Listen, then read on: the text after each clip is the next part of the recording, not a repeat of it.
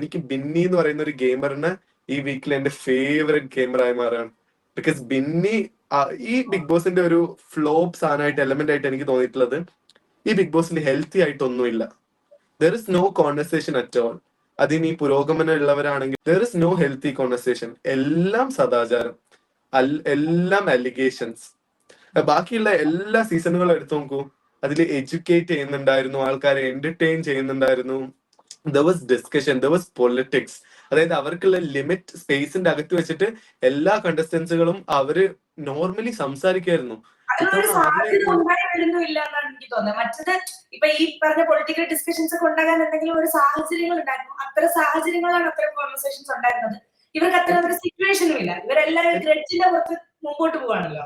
എനിക്ക് തോന്നുന്നു ഇതില് കുറച്ച് വ്യത്യസ്തമായിട്ടുള്ളത് ബെന്നിയാണ്. ബിൽനീനെ എല്ലാരും കുത്തിത്തിരിപ്പെന്ന് വിളിക്കുന്നുണ്ട്, പക്ഷെ ലൈവ് നിങ്ങൾ കാണുകയാണെന്നുണ്ടെങ്കിൽ മനസ്സിലാവും അക്ബർ